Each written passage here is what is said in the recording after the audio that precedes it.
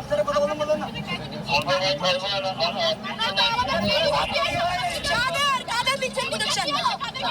যেহেতু আমাদের ক্যাম্পাসে আমরাই বন্দি, আমরাই কারাবন্দি, আমরা হয়তো গরিব, তো গরিবের পেটে লাঠি ছাড়া বড় লোকে আর কিচ্ছু কাজ নাই।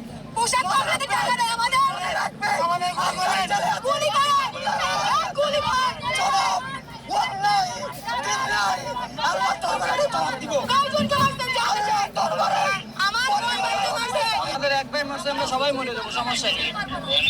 আমাদেরকে উপরে সোজা গুলি করে দেন, আমরা গুলি বসে করেন না,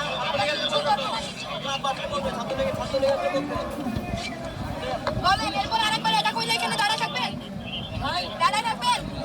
আমরা এটা করতেছিলাম শান্তিপূর্ণ কর্মসূচির মতো, সঙ্গের মতো সবাই দাঁড়াইছিলেন। একটা শান্তিপূর্ণ কর্মসূচি হচ্ছে এখানে, সঙ্গের মতো সবাই দাঁড়াইছিলেন। আমরা ওই লোকটারে দাঁড়াই আছেন, কিছু হলো বোমার মতো দাঁড়াচ্ছেন। একটা কথা বলেন না, কোথায় মেরুদণ্ড আপনাদের? এক্সিস্ট করে আপনাদের মেরুদণ্ড? আপনি এখন তো পিঠে আপনাদের মেরুদণ্ড পাওয়া যায় কিনা?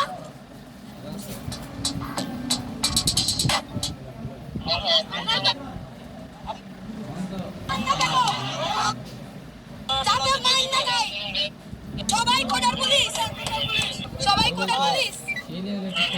শুধু নিজেদের কথা ভাবলে আমরা বিশ্ববিদ্যালয়ে জানতে পারি, বিশ্ববিদ্যালয়ে জানতে পারি। আসসালামু আলাইকুম রহমতুল্লাহি ওয়া বারাকাতুহু। সকল ছাত্র ছাত্রীদের গার্জিয়ানকে লক্ষ্য করে বলছি, আপনারা সবাই দয়া করে আপনাদের ছেলে মেয়েকে বাসায় নিয়ে আসেন, এটা আপনাদের জন্যই ভালো। আর যদি না আসতে পারেন, না নিয়ে আসতে পারেন, তাহলে আপনারা সবাই চলে আসেন ময়দানে। ছেলে সন্তানের সাথে আপনারাও মাঠে নামেন। আপনি একটা জিনিস চিন্তা করে দেখেন, যেখানে সরকার ছাত্রদেরকে কোনো সাপোর্টই দেয় না, এরকম সরকার আমাদের দরকার নেই। আর আমাদেরকে তো এইভাবেই বলে দিল তার মুখ দিয়ে, সবাই তো শুনেছে আমরা রাজাকার, আমরা সকলেই রাজাকার।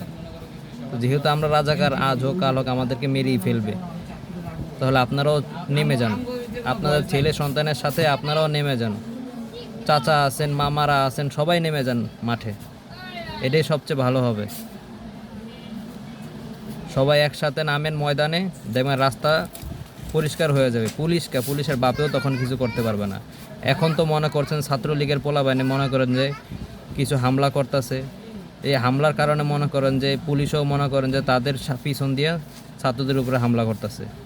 এতে আপনাদের সন্তানই মারা যাচ্ছে, আহত হচ্ছে। তা আমার হিসাবে সন্তান কেন, আপনারাও যান। ছোট থেকে তো বড় করছেন সন্তানকে, লালন পালন করে, এখন আপনারাও চলে যান সন্তানের সাথে মাঠে। সন্তানকে আঘাত দেওয়ার আগে নিজের গায়ে একটা লাঠির একটা আঘাত নেন বা বন্দুকের একটা আঘাত নেন, এতে গোটা বাংলাদেশ দেখুক, সারা বিশ্ব দেখুক। আমার এইটাই আবদার সবার কাছে, সবাই চলে আসেন মাঠে।